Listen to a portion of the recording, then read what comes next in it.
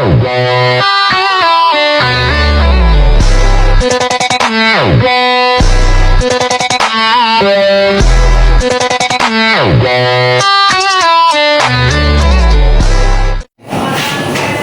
warahmatullahi wabarakatuh.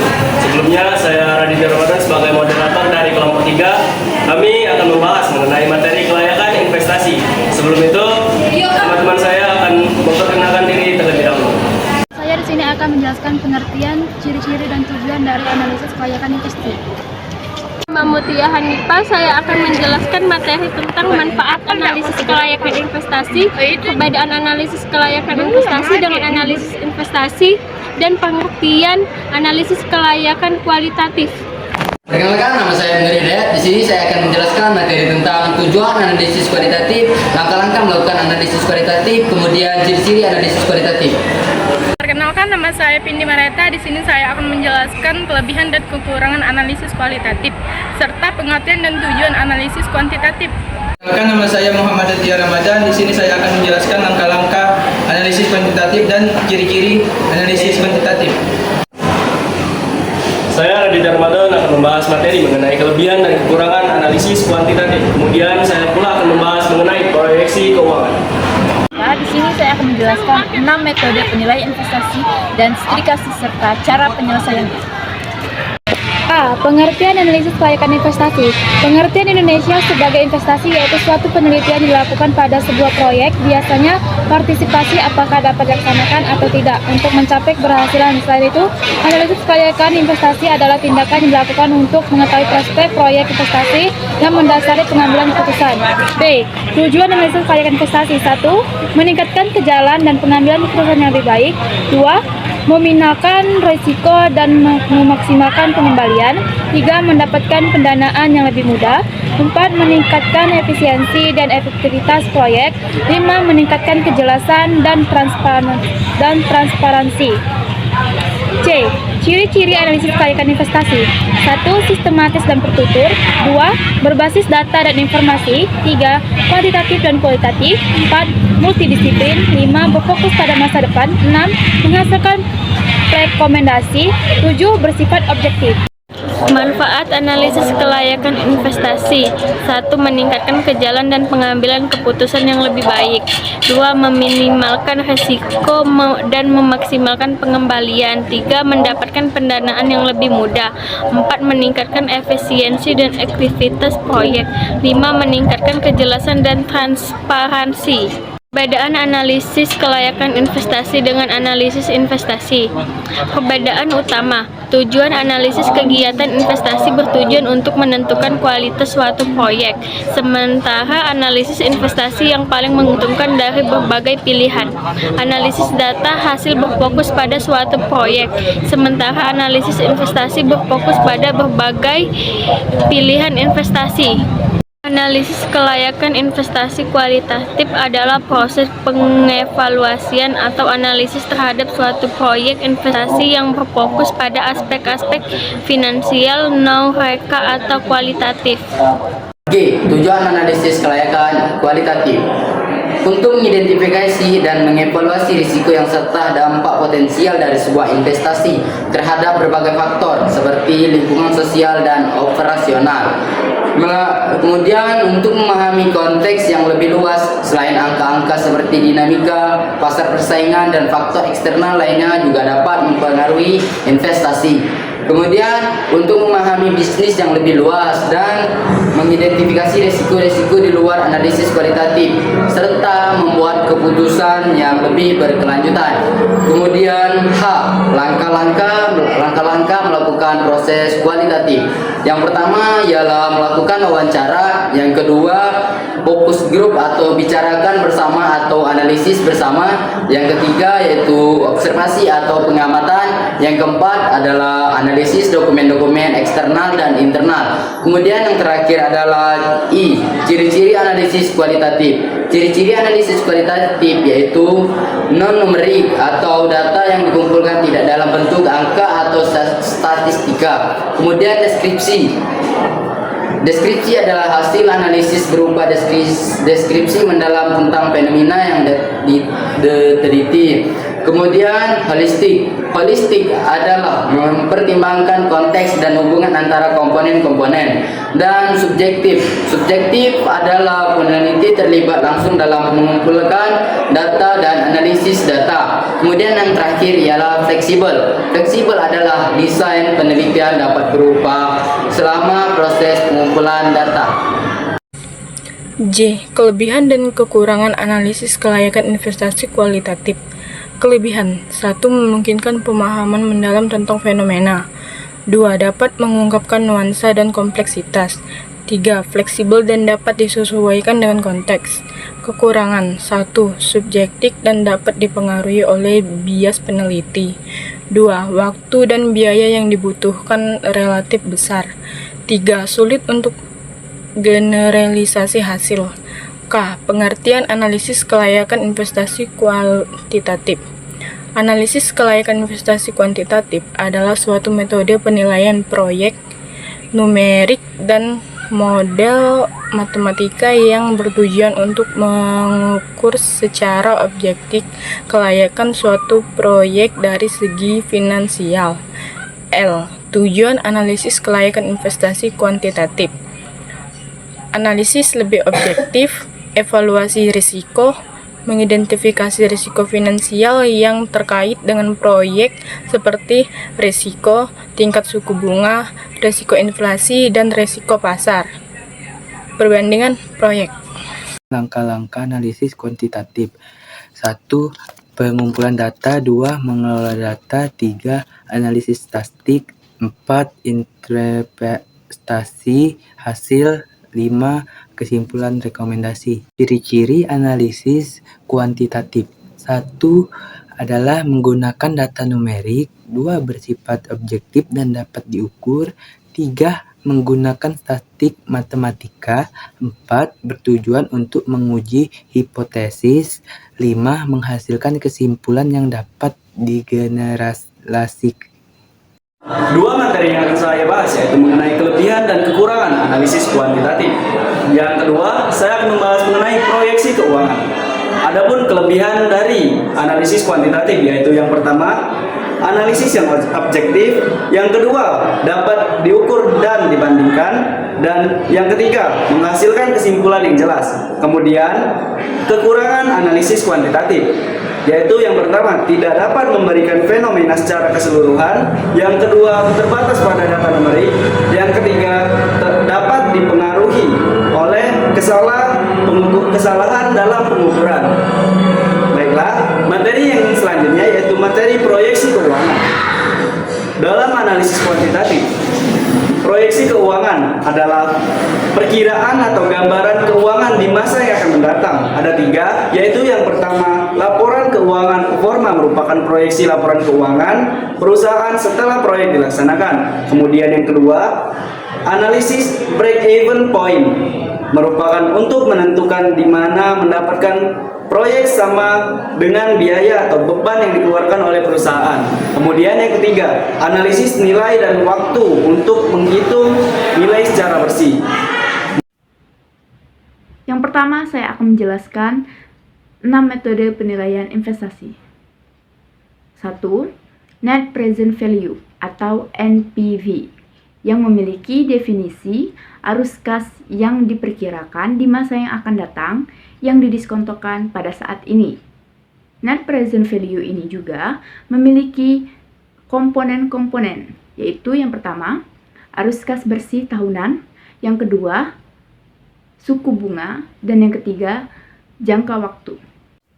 Kemudian, Net Present Value ini memiliki fungsi, yaitu yang pertama, untuk menghitung untung atau rugi dari suatu bisnis. Yang kedua, untuk menyusun perencanaan investasi. Yang ketiga, untuk menghitung nilai investasi saat ini berdasarkan suku bunga tetap. Kemudian, Net Present Value ini memiliki rumus, yaitu NPV sama dengan RT dibagi dalam kurung 1 ditambah I tutup kurung pangkat T dikurang investasi awal. Kemudian yang kedua, internal rate return yang memiliki definisi yaitu indikator tingkat efisiensi dari suatu investasi yang memiliki komponen sebagai berikut. Yang pertama, arus kas masuk. Yang kedua, arus kas awal. Yang ketiga, arus kas keluar. Yang keempat, periode waktu yang memiliki fungsi yaitu sebagai berikut. Fungsi utama dalam metode IRR ini yaitu untuk mengukur suatu aset apakah mengalami peningkatan atau tidak.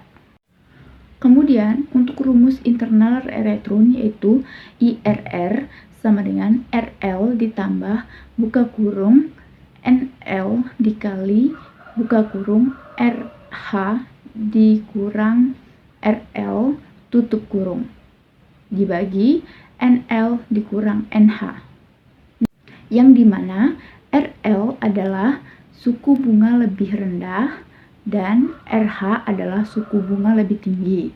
Kemudian NH adalah net present value pada tingkat bunga tinggi dan NL adalah net present value pada tingkat bunga rendah. Kemudian yang ketiga, payback period atau PP yang memiliki definisi yaitu adalah periode yang dibutuhkan untuk mengembalikan nilai investasi yang telah dikeluarkan oleh investor. Kemudian mempunyai komponen yaitu 1. Biaya total, 2. Biaya variabel, 3. Biaya tetap. Payback period memiliki fungsi utama yaitu sebagai berikut. Memberikan gambaran tentang seberapa cepat modal awal akan dikembalikan.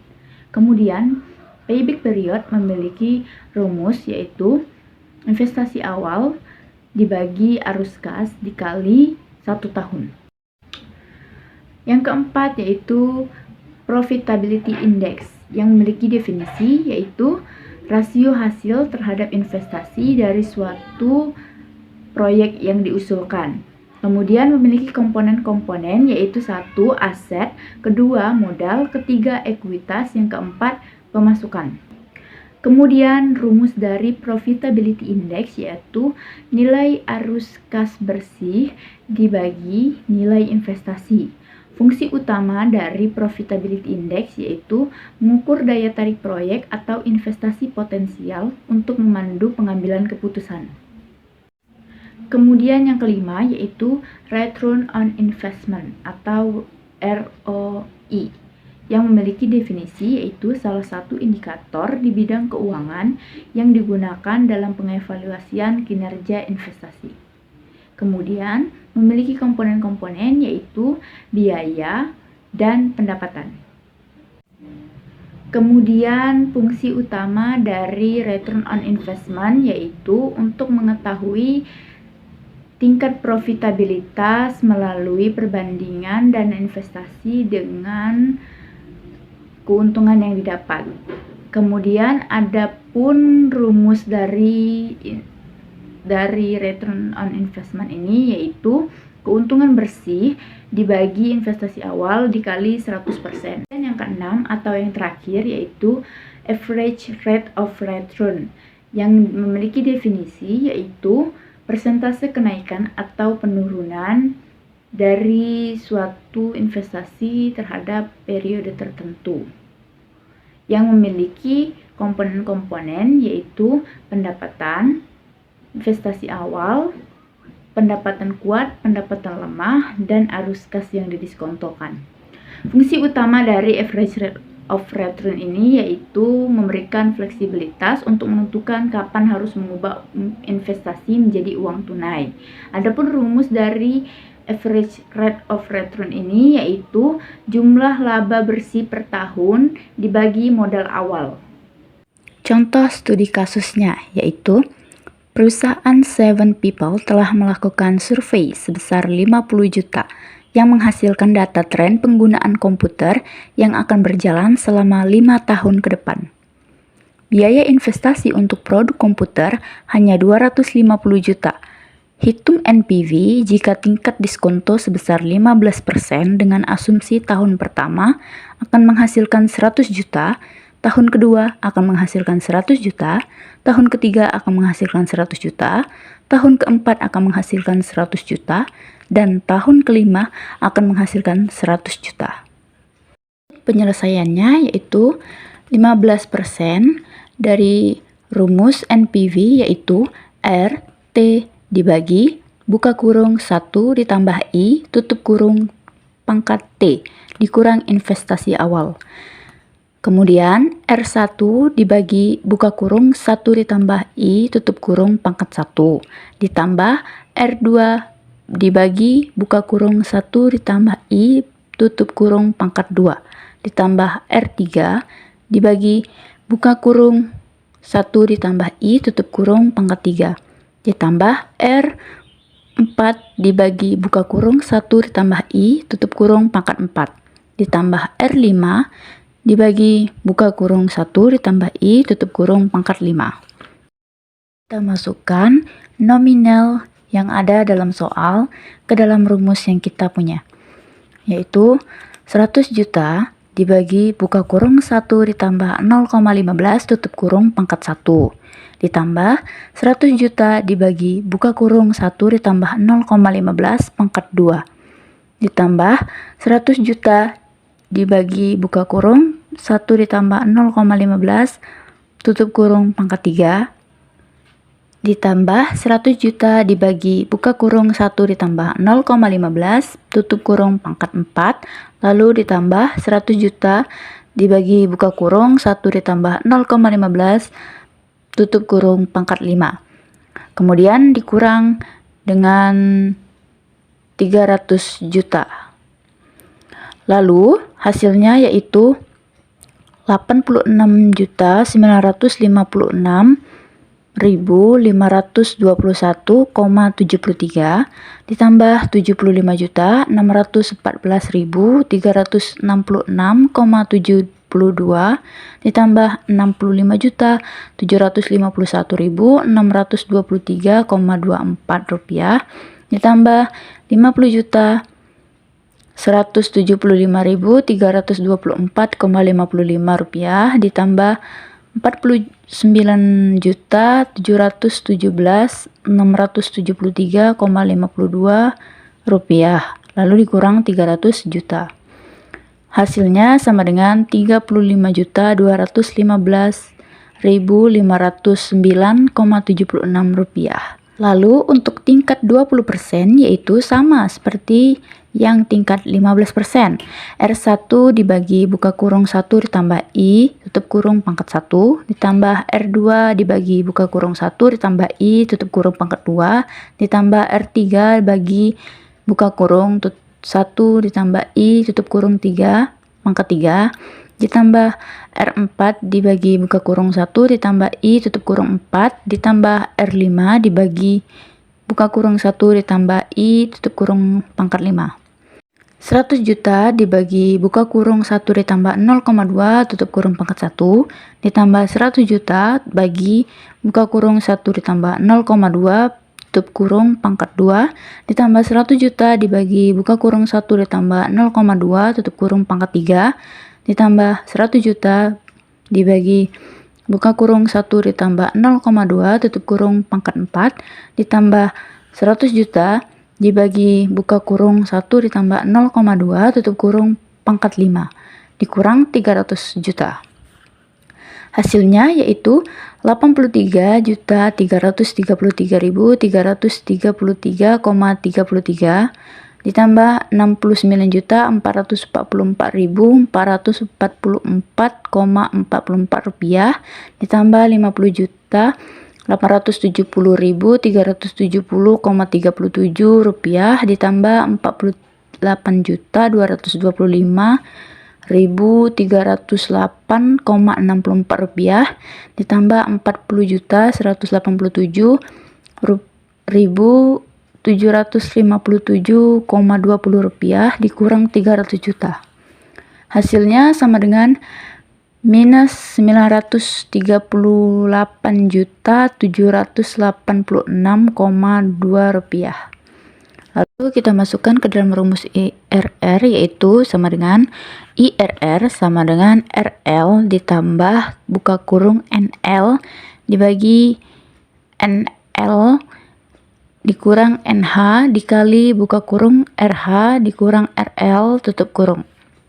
Yang dimana RH sama dengan suku bunga lebih tinggi, RL sama dengan suku bunga lebih rendah, NL Net Present Value atau NPV pada tingkat bunga rendah, dan NH adalah Net Present Value atau NPV pada tingkat bunga tinggi. Kita masukkan nominal yang kita punya di dalam rumus IRR sama dengan 15% ditambah buka kurung 35.215.509,76 dikali buka kurung 20% dikurang 15% tutup kurung dibagi 35.215.509,76 rupiah dikurang buka kurung minus 986.786,002 tutup kurung.